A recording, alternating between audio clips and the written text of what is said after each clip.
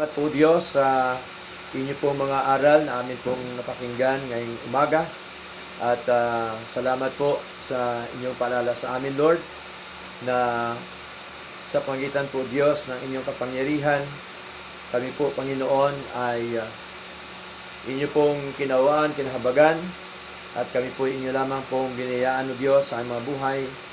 At amin po nakita, Panginoon, na kayo po ang Diyos na makapangyarihan po sa lahat at nagagawa niyo po ang lahat ng mga bagay na nais niyo po, Panginoon, sa amin.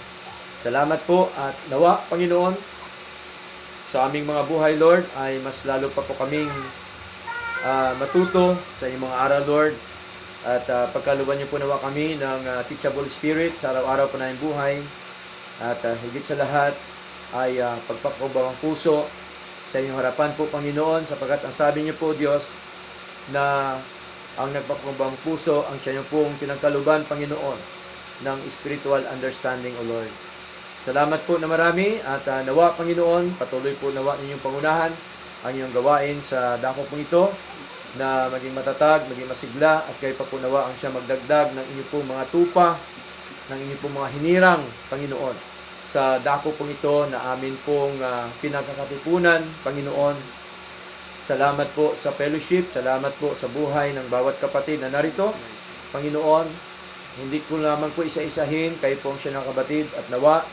Panginoon, ay patuloy mo kaming palakasin, Panginoon, sa iyong biyaya. Kami po ay patuloy po na magsama-sama, O Diyos, magpalakasan po sa isa't isa, mag-fellowship, Panginoon, upang, O Diyos, ay amin pong magampanan, magawa ang amin pong mga tungkulin sa inyo, Panginoon. Na isa po sa aming tungkulin, Panginoon, ay ang amin pong pagsunod sa inyong kalooban, ang aming pagkatakot sa inyo, at ang amin pong paggagawa ng inyong pong mga utusan sa aming mga buhay, Lord. Nawa kami pong lahat ay tagagawa, Panginoon, di lamang tagapakinig, kundi amin pong itong maisakatuparan, isa pamumuhay po, Diyos, ang mga aral niyo po na aming pong narinig, na aming napag-aralan, at nawa ito po ay tumimo sa mga puso, Lord.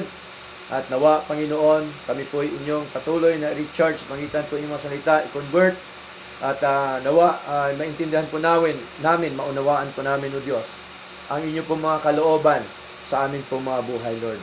Maraming salamat, O Lord God, Panginoon, sa inyong pong walang sawang pagsuporta sa amin, walang sawang pagkaloob sa amin ng inyong mga biyaya, ng mga pagpapala.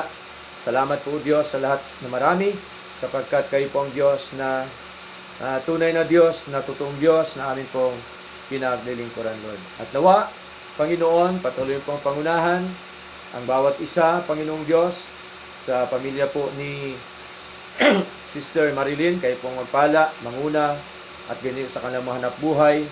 Kayo din po nawang siya magpala po, Diyos. At punin niyo po nawa sila ng kagalakan sa paglilingkod sa inyo. At maging po ang pagkaluban niyo rin po nawa sila ng kapayapaan, comfort, at pag-asa sa kanilang mga buhay, Lord. Kaya din po sa buhay ni Sister Gretchen, sa kanyang asawa, sa kanyang pamilya, kanyang anak, kaya din po nawa siya magpala, mag-ingat sa kanila, maging po sa trabaho ni Brother Darwin, Lord, nawa, proteksyonin niyo po sa Diyos, batin niyo po ang kanyang puso, ang kanyang buhay, maging po sa kay Sister Gretchen, Lord, nawa, kayo po nawa ang siyang patuloy na kumilos sa kanila, na sila po ay magpatuloy sa paglilingkod po sa inyo, Lord, at pagpalaan niyo po nawa ang kanilang negosyo, O Lord God. Gayun po sa buhay ni Sister Jen, sa kanyang asawa, ingatan niyo rin po sa kanyang buhay sa Maguindanao, Panginoon, o sa lugar po ng Mindanao, kayo po na siya mag-ingat at manguna, Lord. Maging po sa pamilya po, Sister Jen, kayo po na siya manguna, mag-ingat at magpala sa kanila, O Lord God. Maging po sa buhay ni Nanay, sa kanyang mga sa buhay, Panginoon, sila architect, kayo po nawang siyang patuloy na manguna at magpala sa kanila, O Lord God. Salamat po na marami. At din po sa inyong gawain bukas, kayo po nawa ang siyang manguna, Lord. At dalhin niyo po nawa ang yakap ng bawat kapatid, Panginoon, upang kami po ay patuloy na sama-sama, O Diyos, na kayo po ay aming patuloy na dakilain, purin at sambahin sa aming mga buhay, Lord. Ang araw bukas, Panginoon, ay araw po ng aming pagsamba sa inyo. Salamat po na marami.